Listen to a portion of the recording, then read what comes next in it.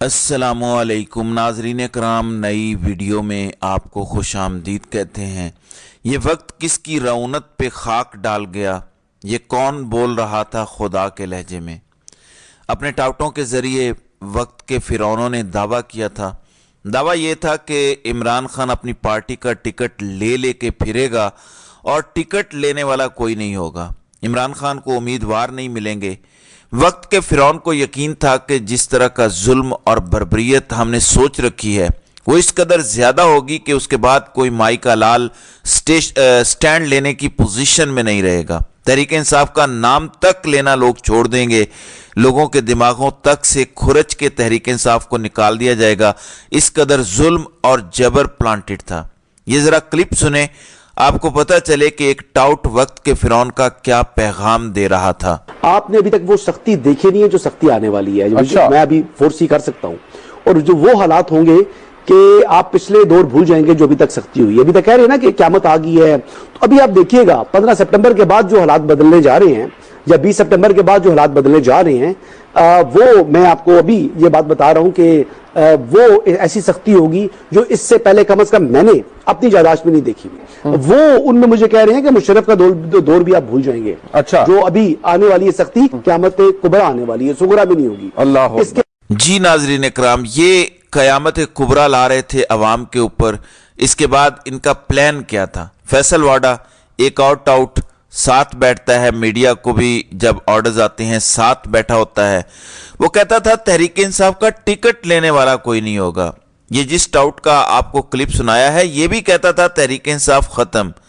गरीदा फारूकी लिखती थी खत्म शुद्ध। फिर मरियम नवाज हर रोज खत्म शुद्ध करके सोती थी। लाइनें लगी हुई हैं तहरीक इंसाफ की जानिब से नॉमिनेशन पेपर्स दाखिल करवाने वालों की, और ILF के वकला ने और बाकी भी जितने वकला हिम्मत कर सकते थे उन्होंने हिम्मत करके 90 से 95% लोगों के कागजात नामजदगी जमा करवा दिए। जहां जहां लोगों ने राब्ता किया, जहां जहां कनेक्शन जुड़ गया, यहां तक कि शेख इम्तियाज की अहलिया जिनके साथ दस्तंदाजी भी की गई, वो इनके साथ डट के खड़े हो गए। उन्होंने कहा कि मेरे साथ चलो, मेरी लाश से गुजरना पड़ेगा इन्हें, फिर आप तक वो पहुंचेंगे। वो उनके साथ गए और उनके कागजात नामजदगी जमा करवाए। और ऐसी अनगिनत कहानियां हैं।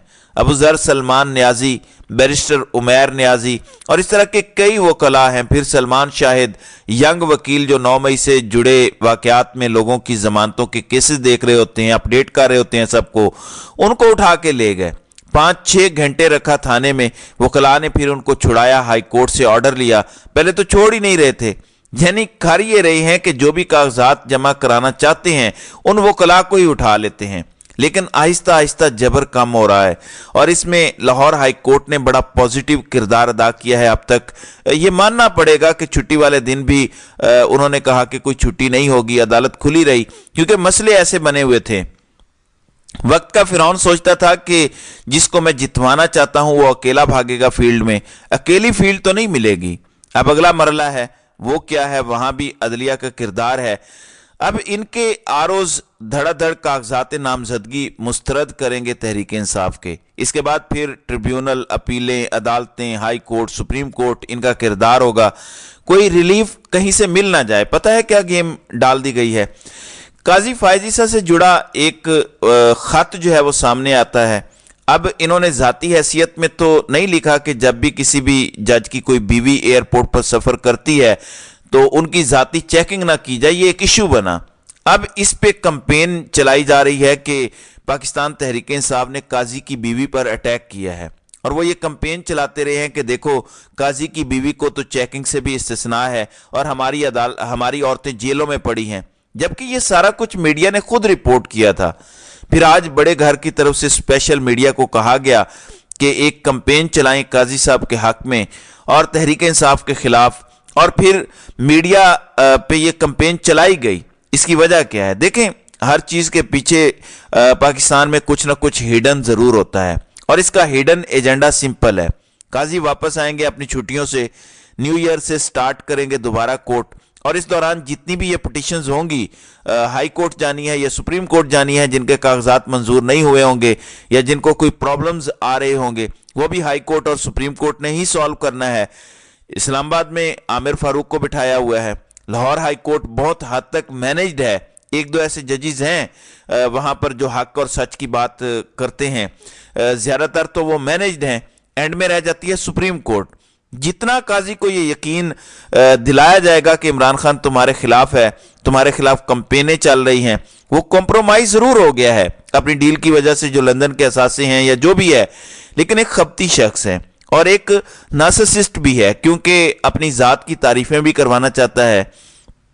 تو عین ممکن ہے کہ وہ دو چار ایسے فیصلے دے دیتے جس سے عوام میں ان کی بلے بلے ہو جاتی, کیونکہ ایک نارسسسٹ شخص ہر حال میں اپنی تعریف چاہتا ہے, اپنی بلے بلے چاہتا ہے. کم از کم میری انڈرسٹینڈنگ ہے کہ ان کی یہ پرسنالٹی ہے.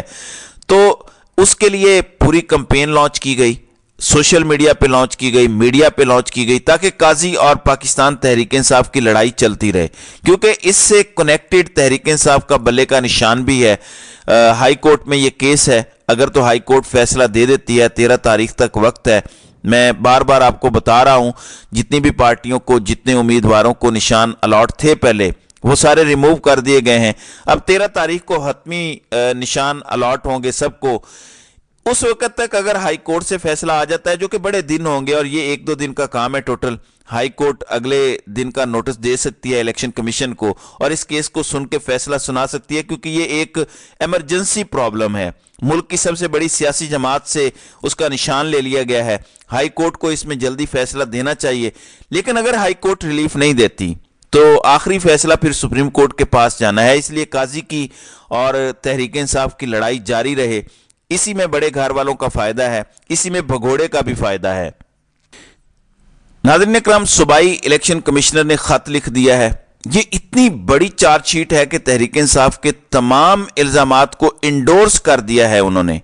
تمام منصوبہ سازوں کے گلے کی ہڈی بنے گا. اب یہی خط لے جا کر تحریک انصاف سپریم کورٹ جائے گی اور قاضی چاہتے نہ چاہتے بھی یہ فیصلہ دے گا کہ تحریک انصاف کے تمام لوگوں کے کاغذات داخل کرنے کی اجازت دی جائے, اور پھر کرنے پڑیں گے جب سپریم کورٹ سے آرڈر آئے گا. ہائی کورٹس کو تو یہ پوچھتے بھی نہیں ہے نا, لیکن سپریم کورٹ کے آرڈرز کو ماننا پڑے گا, ایکسیپٹ کرنا پڑے گا. اور یہ جو لیٹرز آ گئے ہیں کئی افسران نے الیکشن کمیشن کے لکھے ہیں, اور اب صوبائی الیکشن کمیشن نے بھی یہ بات کر دی ہے, اس کا مطلب ہے کہ اس میں کوئی ڈاؤٹ نہیں رہ گیا کہ تحریک انصاف کے خلاف پولیس استعمال ہو رہی ہے, انتظامیہ استعمال ہو رہی ہے. 2 اہم مرحلوں سے گزرنا ہے تحریک انصاف نے. ایک, جب ابھی کاغذات نامزدگی مسترد ہوں گے تو وکلاء چاقو چوبند ہوں, ہر کینڈیڈیٹ کے پاس وکلاء ہونے چاہیے. ILF بہت بڑی تنظیم ہے, ہر شہر میں ہر علاقے میں وکلاء موجود ہیں, وہ موجود ہوں, اپنی سروسز دیں.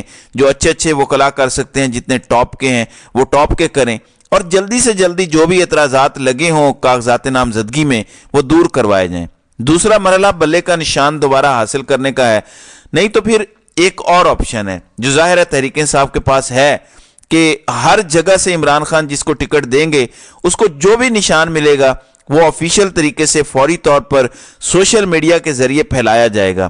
مشورہ تو یہ بھی ہے, پتہ نہیں اب یہ کیا جائے گا یا نہیں, کہ لنک دے دیا جائے لوگوں کو, فوری طور پر ایک ویب سائٹ بنا دی جائے یا ایپ بنا دی جائے کہ اپنے علاقے کا جب بندہ ایڈریس ڈالے, جیسے ہی کوئی شخص اپنے علاقے کا نمبر ڈالے, جیسے NA90 کر لیں, تو بندہ NA90 لکھے تو اس کو جواب آ جائے کہ تحریک انصاف کا یہ بندہ اس انتخابی نشان پر یہاں سے الیکشن لڑ رہا ہے. تو یہ چیز پورے ملک میں واٹس ایپ گروپس کے ذریعے پھیلائی جا سکتی ہے, اور یوں کر کے جنگل میں آگ کی طرح یہ سارا کچھ پھیل سکتا ہے. تو دونوں آپشن ہیں, لیکن اصل مرحلے اب یہی ہیں, کاغذات منظور کروانا اور بلے کے نشان کو یا تو واپس حاصل کرنا یا بصورت دیگر دوسری اسٹریٹجی کو پایہ تکمیل تک پہنچانا. کیونکہ لوگوں نے ووٹ عمران خان کے نام پر دینا ہے, انہیں اس سے کوئی غرض نہیں ہے کہ بندے کا انتخابی نشان کیا ہے.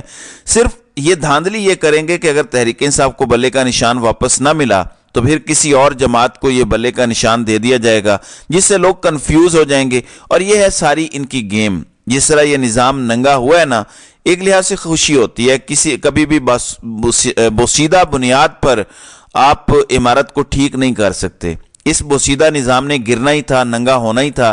اس کے بعد ایک بالکل برانڈ نیو سسٹم کھڑا ہوگا. لیکن بار بار میں آپ کو یاد دلا دوں, آپ نے 8 فروری کو ہر صورت نکلنا ہے, نہ صرف ووٹ دینا ہے بلکہ ووٹ کی حفاظت کرنی ہے. اور میرا ایک پیغام سن لیں, سب سے زیادہ دھاندلی خواتین کے پولنگ سٹیشن میں ہوتی ہے. خواتین جب جائیں ووٹ ڈالنے تو آپ نے بھی اپنے ووٹ کی حفاظت کرنی ہے, آپ نے بھی وہاں پر رکنا ہے, کیونکہ یہ آزادی کی جنگ ہے اور مردوں کے شانہ بشانہ آپ کو یہ جنگ لڑنی پڑے گی. تو ناظرین اکرام, آپ کی اس ویڈیو کے حوالے سے کیا رائے ہے؟ آپ اپنی رائے کا اظہار کامنٹ سیکشن میں ضرور کیجیے گا.